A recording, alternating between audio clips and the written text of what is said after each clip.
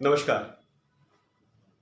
भगवान श्री राम और रावण के युद्ध के समय एक समय आया जब विभीषण बड़े ही अधीर हो गए। उन्हें लगा कि रावण सर्वशक्तिमान है और ऐसे सर्वशक्तिमान व्यक्ति को हराना संभव नहीं है। अपनी मन की शंका उन्होंने प्रभु श्री राम से कही। इस संदर्भ में एक बड़ा ही मनोरम कविता है कि रावण रथै बिरथ रघुबीरा, देख विभीषण भइउ अधीरा, अधिक प्रीति मन भा संदेहा, बंद चरण कहि सहित स्नेहा।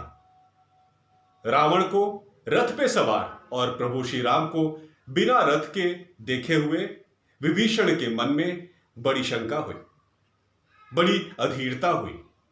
प्रभु श्री राम के प्रति असीम प्रेम होने के कारण बड़ी ही विनम्रता से विभीषण ने भगवान श्री राम से पूछा, नाथ नरथ नहीं तन पद त्राना, केहि विधि जीति वीर बलवाना।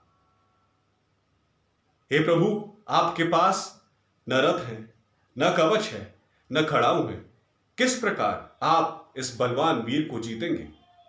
सुनहु सखा कह कृपा निधाना, जय जय होय से स्यंदन आना। अपने सखा की बात सुन के कृपा निधान प्रभु श्री राम ने कहा, हे मित्र, जिस रथ से विजय होनी है वो तो कोई दूसरा ही है। शौरज धीरज तेहि रथ चाका, सत्यशील दृढ़ ध्वजा पताका। शौर्य और धैर्य उसके दो पहिए हैं,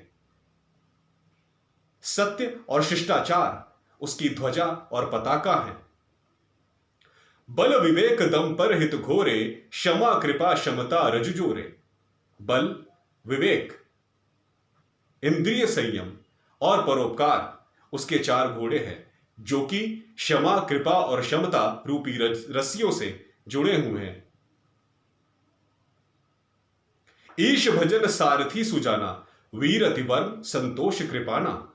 ईश्वर का भजन उसका सारथी है, वैराग्य उसकी ढाल है और संतोष उसकी तलवार है। दान फर्श बुद्धि शक्ति प्रचंडा, बल विज्ञान कठिन को दंडा। दान उसका फर्शु है, बुद्धि उसकी प्रचंड शक्ति है। श्रेष्ठ विज्ञान उसका कठोर धनुष है। अमल अचल मन त्रोण समाना, समजम नियम सील मुख नाना। निर्मल और निश्चल मन उसका तरकश है। इंद्रिय संयम और नियम पालन उसके तीर हैं। कवच अभेद विप्र गुरु पूजा, यही सम विजय उपाय न दूजा। श्रेष्ठ जनों का और गुरुओं का पूजन उसका कवच है और इसके अतिरिक्त विजय का कोई और उपाय नहीं है। सखा धर्ममय असरथ जाके, जीतन सकहु कतहु रिपुता के। हे मित्र, जिसके पास ऐसा सुदृढ़ रथ है उसकी विजय निश्चित है, उसकी विजय सर्वथा निश्चित है। महाअजय संसार रिपु, जीत सकई सो वीर। जाके असरथ होई दृढ़, सुनहु सखा मति धीर। हे धीर बुद्धि वाले मित्र, मेरी बात ध्यान से सुनो।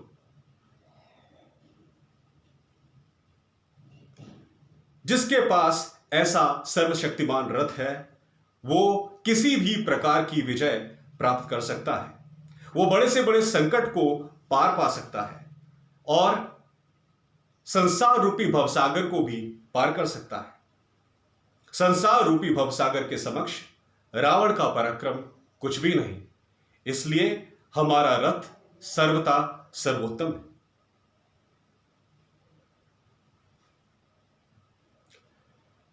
Ladies and gentlemen, Bhagwan Sri Ram was not having any chariot. But in comparison to Bhagwan Sri Ram, Ravan was extremely powerful and he was having a huge army, large number of chariots, large number of weapons.